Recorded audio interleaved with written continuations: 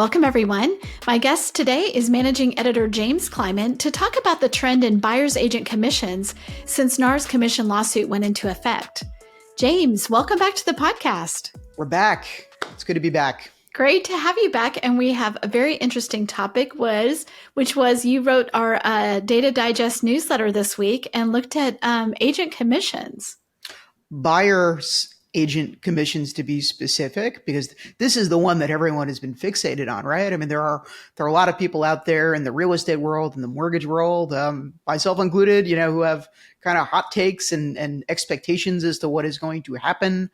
And what's interesting here is there's already some evidence that buyer's agent commissions are going down in most markets. And so Redfin, which, just to make sure everyone is aware of Redfin, it is a discount brokerage. It is probably the best known, biggest discount real estate brokerage. They have, for the most part, kind of a salary model with some bonuses if you hit, X amount of deals, which pretty standard practice in sales. But of course, as I think most listeners know, real estate, it's all about the commissions, right? It's kind of kill or be killed. And you don't make much money if you don't sell many homes. So it's a totally different model than most. And Redfin has been pretty outspoken, I think, in the past, that they think that their model is more equitable and works better for the average American family. So all those caveats having been said, Redfin did put out a pretty massive, really interesting analysis of MLS data in, I want to say it was the 50 biggest metro regions in the United States, looking at buyer side commissions in the 4 weeks that ended January 28th, and then also the 4 weeks that ended July 14th. Sarah, do you think anything happened between these two dates? Does anything nothing comes to mind. I'm not sure. So in March, of course, the National Association of Realtors and the plaintiffs in the Sitzer-Burnett lawsuit notified the media, us, I think, did we break the story? I think we broke the story, actually. If not, we're pretty close to it, that there was a settlement agreement, right? And so it was really around then in March that people started talking a lot about what happens to buyer side commissions. And let's go through some of the findings in this Redfin analysis. So what they found is in January, the average buyer's agent, so the real estate agent hired by the home's buyer, not necessarily getting compensated by the buyer of that home, but the person representing that buyer, they averaged 2.62% nationally in January, and this is before the settlement was announced in March. So let's fast forward. We get to July 14th. So we have kind of, like strong summer season, and it's a 2.55% commission to the real estate agent hired by the home's buyer. And so this is an analysis of MLS data. I have every reason to believe that it's credible. I know some of the data scientists at Redfin, they are good at what they do. This is not, like a, I don't think that this is a report that people should dismiss because Redfin is a discount brokerage and has the business model imperative to promote alternative commission models or alternative compensation models for agents. And let's talk about some of the other highlights here, because I think market to market, it's really interesting. And I wanted to touch on the first one, which I think is the most fascinating.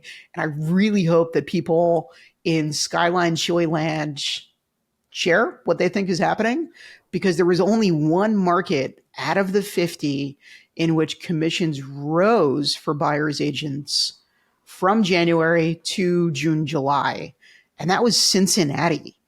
And they went up to 2.95% from 2.93%. And so, of course, that is not much, right? And Cincinnati is not kind of a helium market like we saw in Boise, Idaho, is sort of my stand-in market, or, the markets that just absolutely boomed during the pandemic and went crazy.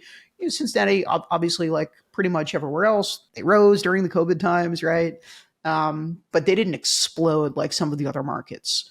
And so home values are still relatively low relative to some other Eastern Seaboard, West Coast cities, metros that did really, the home prices are just insane. Like, you go to Silicon Valley or you go to LA, right? And like, what do you buy? Like a shack, you buy like an unkempt lawn with an outhouse for $1.6 million, right? So it's a totally different kind of market than what we often see in some of these other cities. But that is the only metro in which commissions went up, and quite marginally. There were two other areas in which commissions didn't move up or down at all. They stayed exactly the same. And the first was the New Brunswick, New Jersey metropolitan area, which is like a pretty small subset of a metro, right? Because it's really thought by a lot of people around here is either you're commuting to New York, right? It's about an hour, right? You can take the train from Princeton or New Brunswick, or you go to Philadelphia. So it's sort of equidistant. It's this place they call Central Jersey. As a New Jerseyan by birth, I don't believe it exists. It's either north or south, and you need to choose which one you are. But anyway, my point being, it's one of only two other markets in which commissions didn't move at all for the buyer's agent. And the other was Montgomery County, Pennsylvania, which is basically the Philly suburbs, like pretty nice parts of the Philadelphia area. In every other of the 47 metros that was analyzed, commissions went down. Every single one. Wow.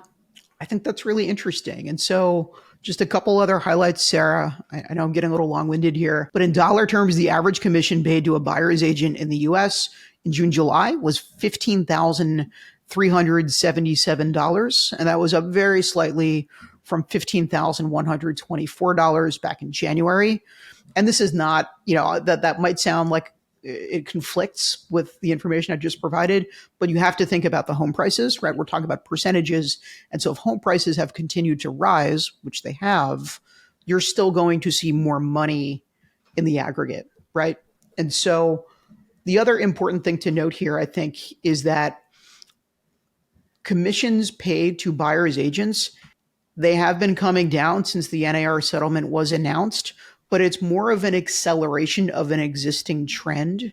Commissions were already falling.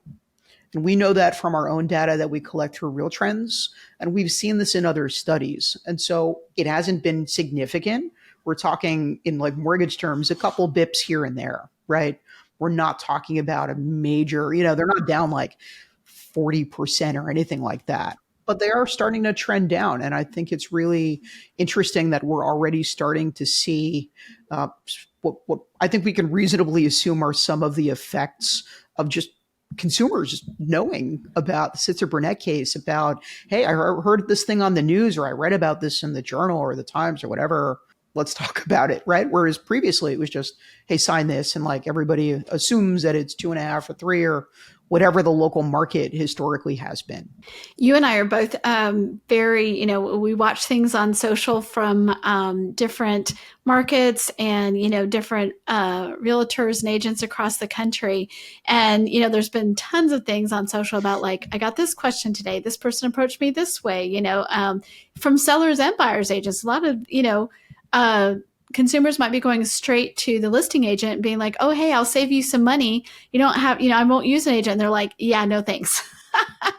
Yeah, that does happen. And there are other cases in which the sell side agent says, I can make twice what I was going to make here and be more of a facilitator, right, in this transaction.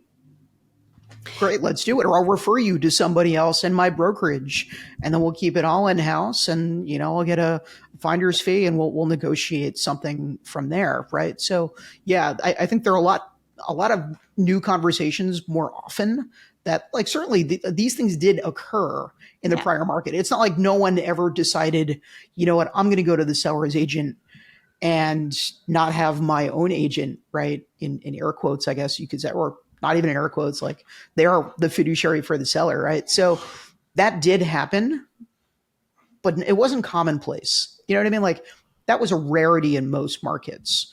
And we know that in almost 90% of deals, there is a buy-side agent, because I think the consumer's estimation of the situation is, oh, well, the seller's paying for this. Like, I'm going to hire the agent. Right. They're going to pay 5.5, 6, whatever it is. And then that's sort of implicitly understood to be part of the home sale price. And then others would say, oh, well, then that means it's financed by the mortgage industry, right? And like, you get into a lot of kind of hairy questions about who should be paying and what should be paid. But it's definitely going to pick up now, I think, certainly moving forward, where there are buyers in situations where they say, okay, I can commit to paying, if I have to, out of pocket, 1.5%, right? And then what happens when there is a deal in which the sell side doesn't want to pay, 2.5, but that's what the agent feels, the buy side agent, that is, feels they should be getting. So you have a lot of new scenarios now that I think just weren't in play very often, that we're going to see more frequently. I think so too. And, I talked to Brookley a few days ago about the forms that real estate agents have to now make sure they're, that someone signs before they do anything. Like, and it can be a temporary form, like, oh, let's just go look at a house, or it can be the different state forms, or they can come up with their brokerage firm forms. It's like, it is much more complicated now. And I wonder how that feels at the consumer level. Yeah, and Zillow has recently put out, I think it's in 24 states, basically like a touring agreement, right? And they want to be, because they do have the eyeballs, right? People go, right. It's a verb, right? It's, you Google something, you Zillow something, right? It's sort of, it's that strong a brand in that marketplace. They want to capitalize on that, right? And I think there are going to be conflicts where you see some brokerages want the agents to have their own forms that, the prospective buyers are going to be working within. But then you also have the consumer who's like, no, this is my money. Like, I drive the bus here. I went through Zillow. Like, we're just going to use Zillow. And that could be a lead generator for Zillow, when I think things are a little bit more clear about how buyers interact in this marketplace. But yeah, I mean, so much. The amazing thing here, Sarah, is like, we've been talking about this for how long now? Since like September, right? It's been almost a year. And we know way more than we did a year ago. Obviously, of course we do, right? So much has happened. There are so many new ripple effects, right? But no one really exactly knows from market to market, state to state, exactly how things are going to play out. And there are a lot of different market customs, right? And there are a lot of different standards or kind of, consistent commission agreements that we see in different markets. So when I look down the list here, let's pull it up here. So can you guess which market has historically the highest buyer agent commission rates? Well, I am looking at the same list you are. So no cheating. Tell us which one has the highest. It's Detroit. Yeah. And here's the thing, when you go down the line, okay, so after Detroit, you still see really high percentages in, let's say, Austin, Texas, Cincinnati, as I mentioned previously, San Antonio. And then when you look at the lowest, it's Nassau County, that's Long Island, for those not in the know, Providence, Rhode Island, and Anaheim, California.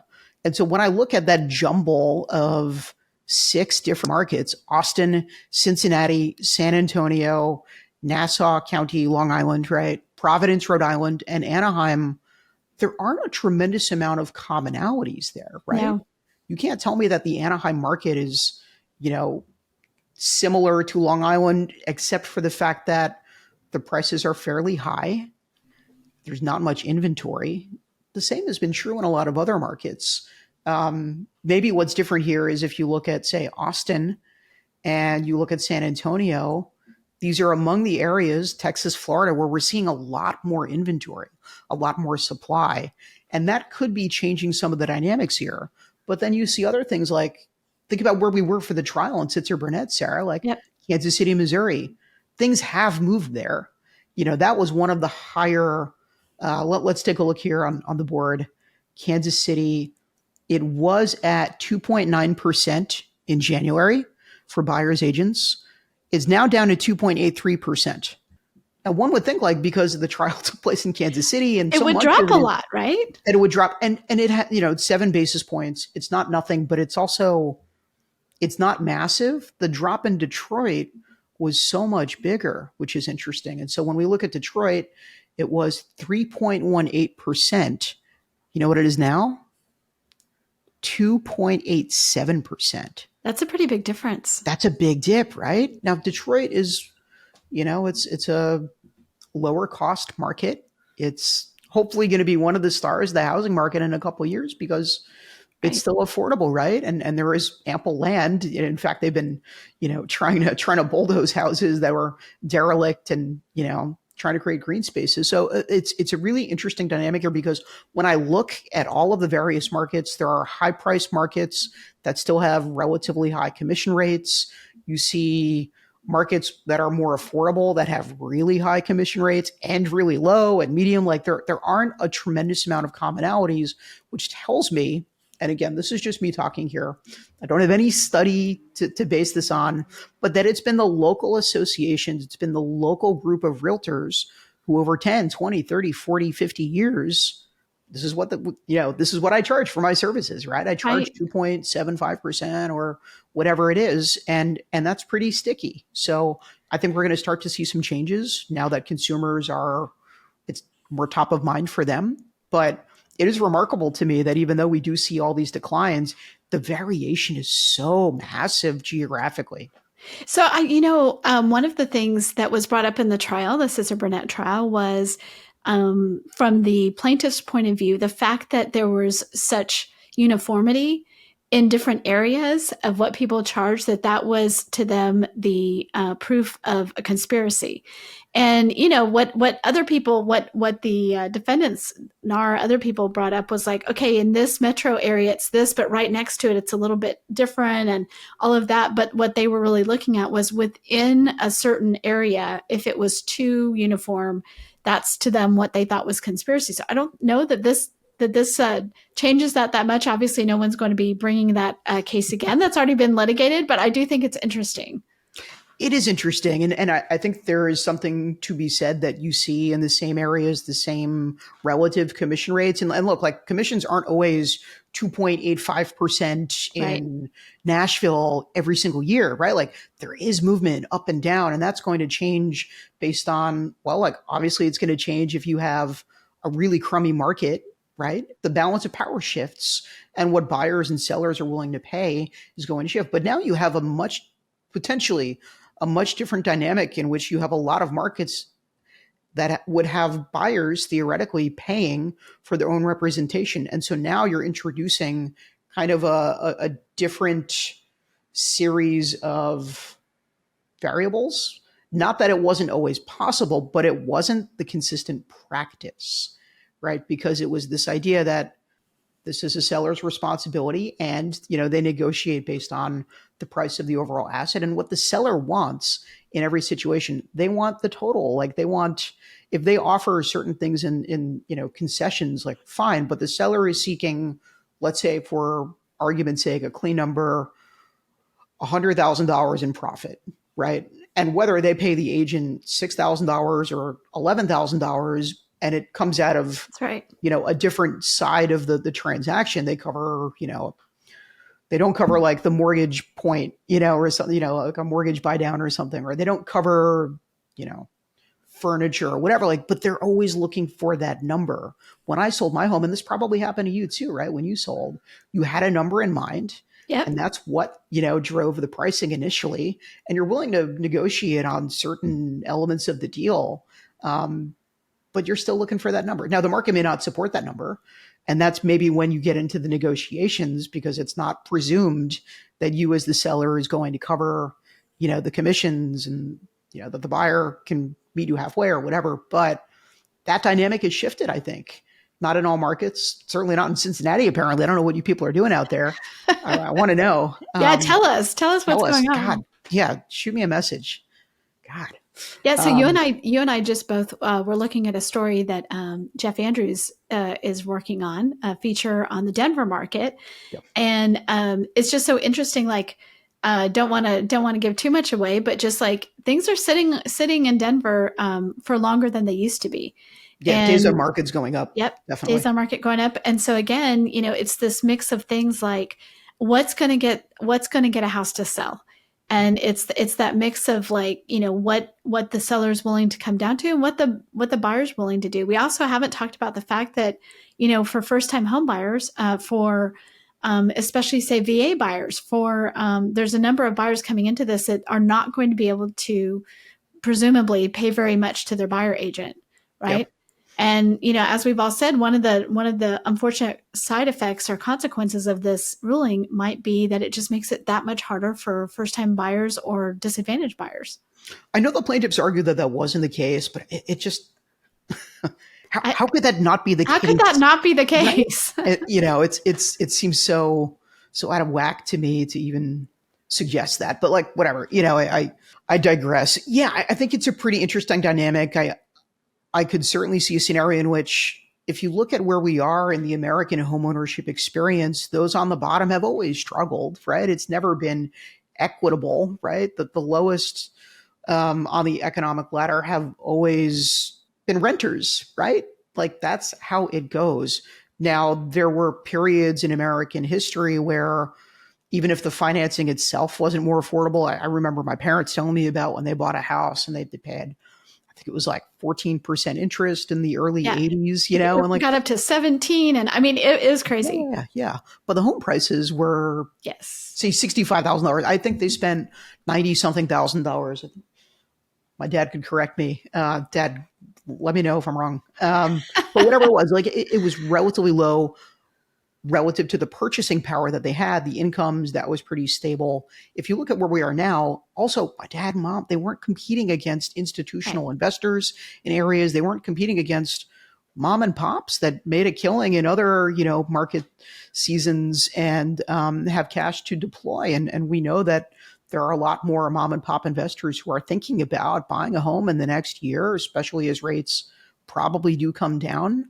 Not a guarantee. Nothing is in life, right? But I think we're all pretty much expecting a couple Fed cuts, and that should bring in more buyers to the table. There haven't been a lot of buyers, right? But when the rates do come down, eventually they will come down, right? I mean, unless the Fed gets replaced by like a wizard and a couple of Bitcoin bros in a couple of years, chances are we're going to see just more people flooding into those markets. And then you return to conditions like, do you remember I wrote a story a while ago, Sarah, during like the hottest time during the pandemic? I interviewed this woman in Nashville, Tennessee, and she bid like $200,000 over ask. I do remember in this house.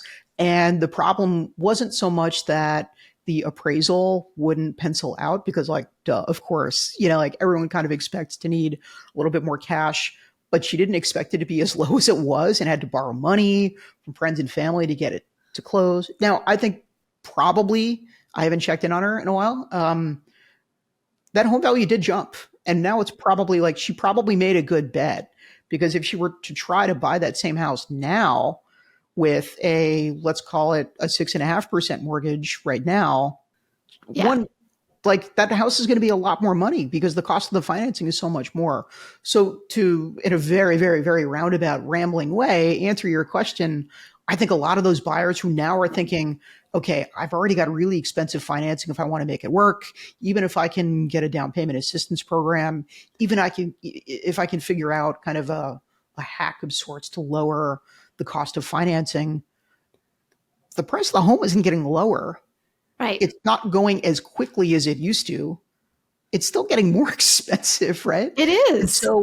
And now you have more competition if the rates actually drop. So I think it's going to be a really, really, really tough market for kind of the middle class, whatever's left of it at this point, I guess, right?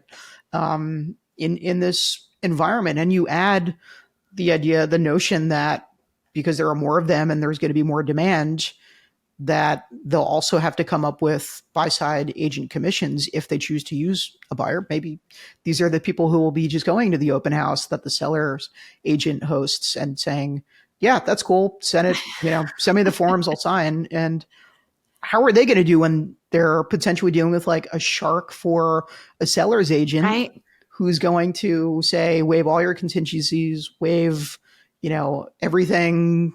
Can borrow the old Redfin report. You remember when people had to pledge to, or they were pledging to name Oh my their gosh. firstborn child Yes. after like the stuff like we could see situations like that again where you just have a mismatch. And that's not true of all realtors, because we know there's a huge gradient in terms of the quality, but the really good ones who are hired and are going to probably take higher splits and are going to be really strong professional negotiators, going up against somebody who makes $80,000 a year and is just struggling to get, they Yeah. probably don't have the sophistication needed to make the best deal. Is that going to be a problem? I think it probably will be for a lot of people. I think so too. You mentioned mom and pop investors. And I think what we've seen in this market is you have a lot of sort of accidental mom and pop investors who Sure. refied their big house down into this thing. And they're like, I'm not getting rid of that thing ever. I'll just rent it and buy a different house. And so now you have this whole class of people who have, who are now the landlords, who are now property owners of, rental property that maybe never would have been before. Yeah. And it's truly the age of Aquarius that these people are learning that being a landlord absolutely sucks. Like all at once, which is pretty funny. But yeah, I mean, you have a lot of accidental landlords because they have this asset that is worth so much money. If you think about the mortgage, we did a story a long time ago, maybe a couple of years ago, that found that the actual cost, if you think about the mortgage itself as an asset, was in and of itself worth something like $75,000 on average, because so many Americans had, 2.85%, 3% mortgages, and you've got 30 years to pay it off, right? And like, it's just so little in interest that it makes more sense to hold on to it if you can. But I mean, depending on the state that you're in, being a landlord can be a really hairy business. And Yep. like, do you want to be the guy who's like dealing with somebody whose toddler flushed a stuffy down the toilet and everything backed up? And like, I follow so many of these accounts. It's not healthy. I it's don't not good think. for my mental health. I don't. It's not. Well, and we've been covering at a very granular level what both presidents and vice presidents that are coming up in this election might do. All the candidates, what they might do if they're there. And housing's one of those things, and landlords specifically, tenant rights, tenant laws. So it could be, depending on who wins, even harder to evict people. Depending on where you are, it can be already pretty difficult. So all sorts of things to consider as we go forward here. But James, thanks so much for being on today and for giving us your insight on this. Yeah, thanks for having me again. Appreciate it.